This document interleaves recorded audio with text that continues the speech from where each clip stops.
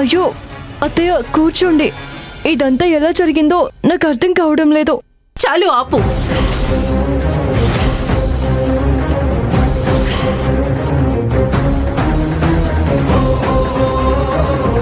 పెద్దల మాటకి ఎంత విలువిస్తున్నావో ఇప్పుడు అర్థమైంది.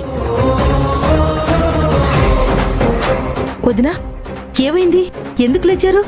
ఏం జరిగిందో ఇదిగో మీ కూతుర్ని అడగండి, ఏం చెప్తుందో.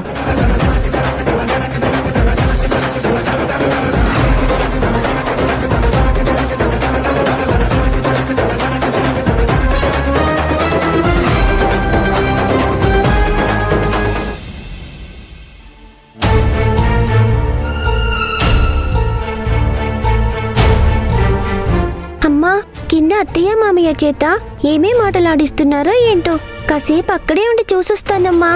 వద్దని చెప్తే వినవా? వాళ్ళే ఆటలైనా ఆణ్ణి, మనకనవసరం. నువ్వెక్కడికి వెళ్ళకూడదు, ప్రశాంతంగా పడుకో. ఎందుకమ్మా ఎప్పుడు ఇలాగే చేస్తావు? కిందకి వెళ్ళి అందరితో టైం స్పెండ్ చేస్తాను, ప్లీజ్ అమ్మా. చూడమ్ము, వాళ్ళెక్కడికి పారిపోరు. ఏదైనా రేపొద్దున చూసుకోవచ్చు. నువ్వు మాట్లాడకుండా పడుకో. అమ్మా, కింద వాళ్ళ మాటలు వినిపిస్తే నాకు పడుకోవాలనిపించదమ్మా. సరే అయితే ఒక పని చేస్తాను, కింద వాళ్ళ గోల వినిపించకుండా నీ చెవుల్లో దూది పెట్టేస్తాను. అలాంటిదేమొద్దు, నేను ఇలాగే పడుకుంటాను. అలా రా దారికి.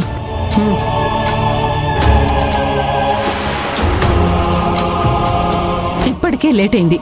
రాత్రి లేటైందని రేపు లేటుగా నిద్రలేస్తే మాత్రం ఊరుకోను. పైగా హోంవర్క్ కూడా చేయలేదు. పొద్దున్నే లేచి చేయాలి, అర్థమైందా? నేను కిందకి వెళ్తున్నాను. నువ్వు మళ్ళీ ఏదో ఒక కారణంతో కిందకొచ్చావంటే మాత్రం నీ తోలు తీస్తాను. హాయిగా పడుకో.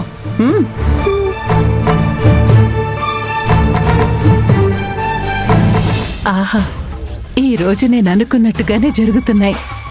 అసలు ఆట కిందకు వెళ్ళి చూస్తాను. లక్ష్మిని బుక్ చేస్తాను.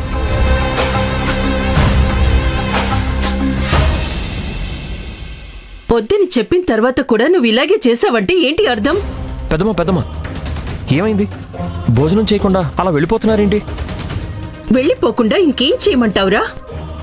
ఏం జరగకూడదని ఇంతసేపు మాట్లాడానో, ఇప్పుడు అదే జరిగితే నేను ఉన్న ప్రయోజనమేంటి? ఇక్కడే ఉండి అవమానంగా ఫీల్ అవడం కంటే నేను ఇక్కడి నుంచి వెళ్ళిపోవడమే మంచిది కదా. ఎందుకలా మాట్లాడుతున్నారు? ఇప్పుడు ఏమైందని అంత కోపంగా ఉన్నారు? అంతా ఓకే కదా? నేను అలాగే అనుకుని మౌనంగా ఉన్నాను. కానీ ప్లేట్లో వడ్డించిన తర్వాత అర్థమైంది నేను విన్నదంతా అబద్ధమని. అత్తయ్య నిజం చెప్తున్నాను, ఇదంతా ఎలా జరిగిందో నాకు తెలియట్లేదు. నిజానికి నేను మీరు చెప్పినట్టే కరెక్ట్ గా వంట చేశాను. కరెక్ట్ గా చేస్తే ఇలా ఇలా అవుతుంది?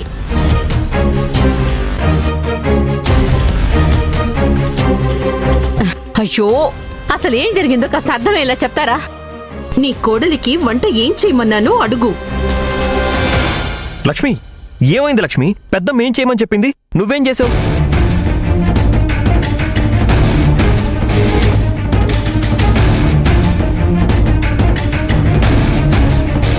మీ ఆయన అడుగుతున్నాడు కదా, చెప్పు ఏమైందో. పెద్దత్తయ్య వంటల్లో కొన్ని కండిషన్స్ పెట్టారు. కూరల్లో కొబ్బరి పొడి వేయకూడదని, దోసకాయ పచ్చడిలో కొత్తిమీర వేయొద్దని. కానీ ఇక్కడ జరిగింది వేరు. నేను ఏం చెయ్యొద్దన్నానో అదే చేసింది నీ భార్య.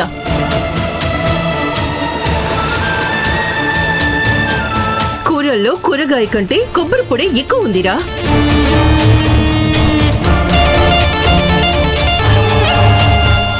సర్లే, అనవసరంగా గొడవెందుకని అడ్జస్ట్ అయి తిన్నాను. అయినా ఇదంతా నువ్వే చేసావా లేక ఇంకెవరైనా చేశారా?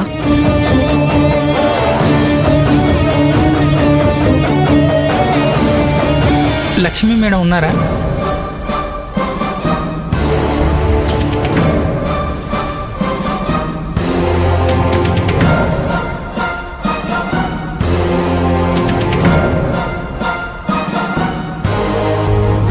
మిమ్మల్ని అండి, లక్ష్మి మేడం ఉన్నారా?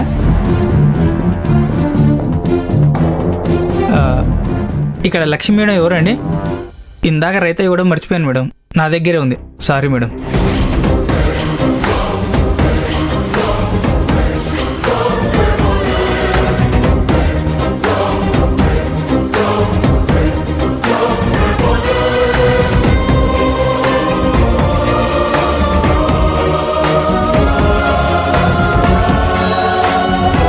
తీసుకోండి మేడం.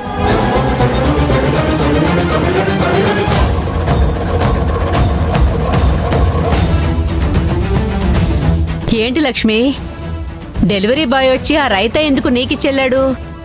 అత్తయ్య నాకు కూడా తెలీదు. ఎక్కడో ఏదో పొరపాటు జరిగింది. నేనైతే ఆర్డర్ పెట్టలేదు. పొరపాటు ఎక్కడో జరగలేదు. నువ్వే కావాలని ఇదంతా చేసి ఇప్పుడేమి తెలియనట్టు నటిస్తున్నావు. అంతా కళ్ళ ముందే కనిపిస్తుంది కదా. ఇక్కడ ఫుడ్ అంతా హోటల్ నుంచి తెప్పించింది. లక్ష్మి ఇంట్లో చేసినవి కాదు.